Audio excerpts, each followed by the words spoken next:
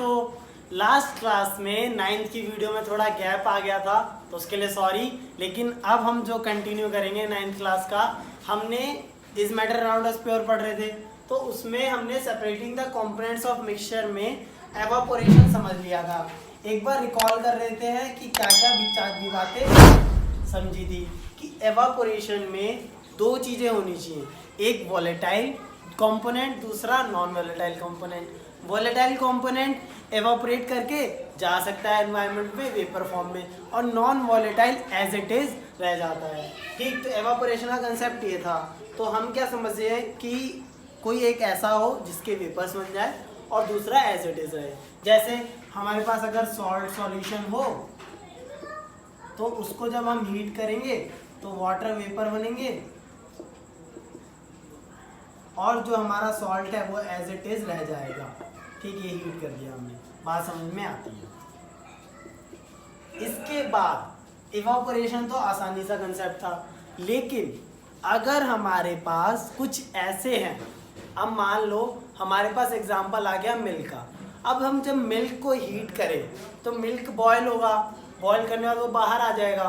ठीक, तो colloidal particles का अगर हम एग्जांपल लें तो वहाँ पर वॉलेटाइल और नॉन वॉलेटाइल कंपोनेंट नहीं होते। ठीक, तो हम बात कर रहे हैं कोलाइडल पार्टिकल्स की। अब तक ये बात तो समझ में आ गई हमको कि सॉल्यूशन और सस्पेंशन के जो पार्टिकल्स हैं उनको हम आसानी से एवापोरेशन से अलग कर सकते हैं। लेकिन colloidal particles, for example milk, उसको हीट करने के बाद या तो वो कंटेनर से बाहर आएगा, ठीक, तो उसके अगर वेपर्स बनते भी हैं तो वो मिल्क के साथ बनेंगे। ठीक, लेकिन हमें एक बात पता है, पहले से ही पढ़ी है कि मिल्क क्रीम और वाटर से बनता है। ठीक, यानी कि अगर इनको अलग करना है तो कोई और दूसरी प्रोसेस यूज करनी चाहिए। तो ऐसी एक प्रोसेस है सेंट्रीफ्यूगेशन। तो सेंट्रीफ्यूगेशन की डेफिनेशन क्या समझ सकते हो कि ऐसी प्रोसेस जिससे हम कोलाइडल पार्टिकल्स को क्या है सेपरेट कर सकें, मिल्क और क्रीम में से जो सेपरेट कर सकें। ठीक, तो centrifugation used for separation of colloidal particles. अब इस प्रोसेस में होता क्या है एक्चुअली कि मान लो कोई एक कंटेनर होगा या ऐसा एनवायरनमेंट जिसमें हमारा जो पूरा काम है वो सेटअप है, और बीच में एक होगी रोटेशन की एक्सिस। यहाँ पर जो हमें सैंपल अलग करना है उसको लेते हैं और इसको रिवॉल्व कराते हैं। ठीक है,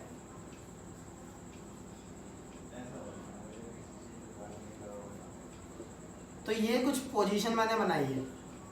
अब इसको जब रिवॉल्व कराएंगे, अब मिल्क के अंदर, मिल्क देखो एग्जांपल समझना बहुत आसान होता है,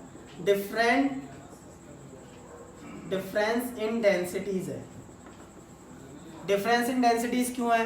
क्योंकि हमें पता है cream has more density than water. ठीक, तो क्रीम की डेंसिटी ज्यादा है क्योंकि क्रीम सेमी सॉलिड होता है और वाटर से ज्यादा है, तो क्रीम की डेंसिटी वाटर से ज्यादा होती है।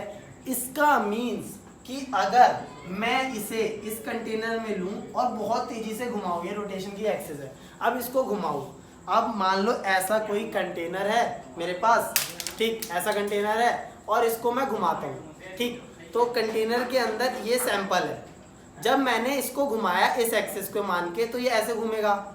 ठीक है, ये बात समझ में आ रही है, और बहुत तेज घुमाया। अब क्योंकि क्रीम और वाटर के बीच में डेंसिटी का डिफरेंस है, तो जो लोअर डेंसिटी वाला होगा, हल्का होगा, वो सबसे आखिरी में चला जाएगा यहाँ पे, और जो हाई डेंसिटी वाला होगा वो घुमाने पर कम मूव करेगा, तो यानी कि वो इस पोजीशन पे होगा। तो जो कम हाई डेंसिटी वाला है, इनकी क्रीम यहाँ पर ऑब्टेंड होगी तेज घुमाने पर, तो क्रीम आएगी यहाँ पे और वाटर आ जाएगा यहाँ पे, देन हम उसे अलग कर सकते हैं। अब इसको रोटेट हम या तो मैन्युअली कर सकते हैं हाथों से, या इलेक्ट्रिकली कर सकते हैं। इसी प्रोसेस का यूज हमारे पास to extract butter from milk, ठीक। तो जो मक्खन हम एक्सट्रैक्ट करते हैं, जो हम क्रीम बोल रहे हैं, उसको हम ऐसा बटर समझ सकते हैं कि मक्खन अगर हमें निकालना है मिल्क से, तो या फिर कोई दूसरे मिल्क प्रोडक्ट से, डेयरीज इस प्रोसेस का यूज़ करती हैं, उसको रिवॉल्व कराते हैं जो भी सैंपल है। तो जो हाई डेंसिटी वाला बटर है वो एक जगह कलेक्ट होता है और दूसरी जगह लोअर डेंसिटी वाला कंपोनेंट रह जाता है। तो ये इंपॉर्टेंट प्रोसेस है। दूसरा यूज़ कहाँ है इसका, एप्लीकेशन हम समझ रहे हैं। पहला तो डेयरीज में यूज़ होता है, दूसरा यूज़ क्या, इन लेबोरेटरीज, ठीक। लेबोरेटरीज में यूज होता है किसके सैंपल, ब्लड सैंपल या यूरिन सैंपल को हम अलग करते हैं, और अलग करने के बाद वो सब चीज़ें देखते हैं कि क्या क्या इनमें अलग अलग चीज़ें हैं, और इनको एक्सट्रैक्ट करने के बाद जो कंपोनेंट या कुछ जो अलग अलग सेल्स हैं या उसके अंदर कंपोनेंट है कि कितनी उनकी क्वांटिटी है, फिर उसको ट्रीटमेंट में यूज़ करते हैं। तो क्या क्या चीज़ें ध्यान रखनी है, सेंट्रीफ्यूगेशन कोलोइडल पार्टिकल्स के सेपरेशन में यूज़ होता है, ठीक। अब आगे देखते हैं अगली प्रोसेस क्या, कि अगर हमारे पास दो लिक्विड प्रेजेंट है, ठीक है। पहले बात शायद मैंने समझाई होगी तुम्हें, मिसिबल और इमिसिबल। इमिसिबल में क्या होता है, डिस्टिंक्ट बाउंड्रीज दिखती हैं हमें, आपस में दोनों लिक्विड मिक्स नहीं होते। इसमें क्या है, मिक्स्ड परफेक्टली। मिसिबल का एग्जांपल जूस एंड वाटर या मिल्क एंड वाटर, अच्छे से मिक्स हो जाएंगे। इमिसिबल वाटर एंड ऑयल, ठीक। जैसे मान लो अगर तुम्हारे पास ये वाटर प्रेजेंट है और अगर मैं इसमें एक ऑयल की ड्रॉप डालूं, तो तुम्हें उसकी ऑयल की जो बाउंड्रीज है वो क्लियरली विजिबल होती हैं, यानी कि ये इमिसिबल है। Oil in water, immiscible liquid, ठीक। ये चीज़ ध्यान रखनी है। तो अगर ऐसे हमारे पास दो लिक्विड्स हैं, उनको हमें सेपरेट करना है, तो हम इसके लिए यूज़ करते हैं सेपरेटिंग फनल। अब सेपरेटिंग फनल क्या है, जैसे बीकर्स वगैरह होते हैं, कोन्स बड़े होते हैं, इन सब चीज़ों को हमें यूज़ करने के लिए वैसे सेपरेटिंग फनल एक इंस्ट्रूमेंट है, एपरेटस है, उसका स्ट्रक्चर कुछ ऐसा होता है।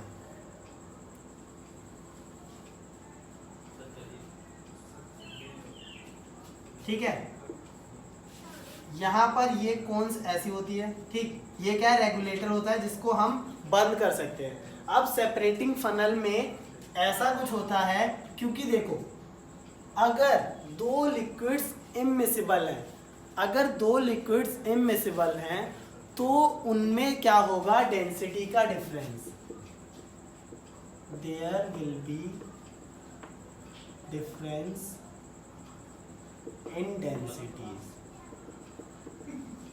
ठीक। तो हम इसका यूज यहां पर करते हैं कि अगर दो इमिसिबल लिक्विड हमारे पास हैं और वो कुछ ऐसे हैं, ठीक है, मिक्स्ड है, तो जो लोअर डेंसिटी वाला होगा वो ऊपर होगा और ये हायर डेंसिटी वाला होगा। अब जब ये मिक्स्ड है तो इनमें एक डिस्टिंक्ट बाउंड्री होगी। ये चीज क्या है, इसको मैं डैश से रिप्रेजेंट कर देता हूँ ताकि समझ में आ जाए। ये क्या है, डिस्टिंक्ट बाउंड्री, क्योंकि डिस्टिंक्ट बाउंड्री एग्जिस्ट करती है। मेरे पास अगर इमिसिबल लिक्विड है तो डिस्टिंक्ट बाउंड्रीज ये क्या है, मान लो इसका कलर कुछ और होगा, इसका कलर कुछ और होगा, ऐसा भी हो सकता है। तो लोअर डेंसिटी वाला ऊपर होगा, हायर डेंसिटी वाला नीचे होगा। तो सेपरेटिंग फनल का यूज क्या था कि जब हम इसे ऑन करेंगे तो ये धीरे धीरे नीचे आना शुरू होगा। अब एक बात तुम्हें समझ में आती है कि ये जो लोअर डेंसिटी वाला है ये एकदम से नीचे तो नहीं आएगा, पहले हायर डेंसिटी वाला आएगा नीचे, ठीक, उसके बाद लोअर डेंसिटी वाला आएगा और धीरे धीरे एक जो बाउंड्री है ये जैसे जैसे नीचे गिरता रहेगा सारा हायर डेंसिटी वाला, हम उसे एक बीकर में स्टोर कर लेंगे, ठीक। तो ये जो बाउंड्री है ये यहाँ से कम होके ये आता जा रहा है नीचे, ठीक। तो ये बाउंड्री यहाँ आ गई, अब बाउंड्री यहाँ पे आ गई, ठीक। ऐसी सेम जब और कम होगा तो ये बाउंड्री यहाँ पे आ गई और ये चीज़ यहाँ पे आ गई। तो यहाँ पर जब ये बाउंड्री आ जाएगी तो हम ब्रेक कर देंगे, तो ये जो होगा कंपोनेंट वो लोअर डेंसिटी वाला हो जाएगा, तो इसको हम चेंज कर देंगे। ये चीज़ अब क्या हो जाएगी, लोअर डेंसिटी की, और यहाँ बीकर में हमारे पास क्या होगा, हायर डेंसिटी वाला। तो इसमें समझना ये था कि अगर इमिसिबल लिक्विड्स हैं तो उनमें डेंसिटी डिफरेंस होगा, डेंसिटी डिफरेंस होगा तो सेपरेटिंग फनल्स हम यूज़ करते हैं। ठीक, नेक्स्ट प्रोसेस देखते हैं। अब नेक्स्ट प्रोसेस में क्या कि अगर हमारे पास ऐसा मिक्सचर प्रेजेंट है कि उसके अंदर एक दोनों सॉलिड है, ठीक है, दोनों सॉलिड है, लिक्विड लिक्विड समझ लिया, लिक्विड में अगर कोलेडल पार्टिकल्स हैं वो समझ लिया, ठीक। तो अब हम देखते हैं कि अगर दो सॉलिड के मिक्सचर हमारे पास प्रेजेंट है तो उनको कैसे अलग करना है, तो उसके लिए प्रोसेस है सब्लिमेशन, ठीक। Solid component is volatile in mixture, ठीक। तो जो सॉलिड कंपोनेंट है वो वॉलेटाइल है ना। एनसीईआरटी में एग्जांपल एक है सॉल्ट प्लस अमोनियम क्लोराइड। अब देखो ये इसमें तुम एवापोरेशन यूज करो तो दोनों में से कोई नहीं हो रहा वेपराइज, सही बात है। तो एवापोरेशन तो प्रोसेस समझ में नहीं आएगा क्योंकि वेपर के फॉर्म नहीं आ रहा, लेकिन सॉलिड इसमें ऐसा कंपोनेंट है जो वॉलेटाइल है, ठीक। तो उसका हम यूज ऐसे करते हैं, ये मिक्सचर हमने लिया है यहाँ पे, ठीक, और जब इसको हम हीट करते हैं बर्नर से, ठीक है, बर्नर कनेक्टेड होगा, हीट करें तो यहाँ पर हमने एक उल्टा फनल रखा है, ठीक। तुम्हारे पास एक्टिविटी होगी एक, उसमें हम देख सकते हैं। तो जो मिक्सचर है, अब यहाँ पर मिक्सचर को जब हीट करा तो यहाँ रह जाता है सिर्फ सॉल्ट, और जो वॉलेटाइल कंपोनेंट है वो NH4Cl यहाँ पे बाउंड्रीज पे आके चिपक जाता है, ठीक। तो यहाँ पर NH4Cl आ गया, यहाँ पर कॉटन प्लग लगा देंगे ताकि वेपर्स ना जाएं, रोक सके, कॉटन प्लग रोकने के लिए। सॉल्ट हमारा यहीं पे रह जाएगा। समझने का क्या बात थी कि अगर कोई सॉलिड कंपोनेंट जो कि वॉलेटाइल है और सॉल्ट या किसी और सॉलिड जैसे मान लो शुगर होता उसके साथ प्रेजेंट है तो हम ऐसे अलग कर सकते हैं, ठीक। इसके बाद हमारे पास कंसेप्ट है क्रोमेटोग्राफी, ठीक। तो क्रोमेटोग्राफी हम नेक्स्ट लेक्चर में, क्योंकि क्रोमेटोग्राफी में ऐसे लिक्विड्स होंगे जो मिसिबल होंगे। इमिसिबल तो आसान था, डेंसिटी का डिफरेंस है या वॉलेटाइल का है, लेकिन क्रोमेटोग्राफी में अगर मिसिबल लिक्विड्स आ जाते हैं तो उसको अलग कैसे करना है, ठीक। ये सब चीज़ें नेक्स्ट लेक्चर में देखेंगे। तो अब 9th की मैं कॉन्स्टेंट वीडियो डालूंगा तो तुम लगातार जो है पढ़ाई कर सकते हो।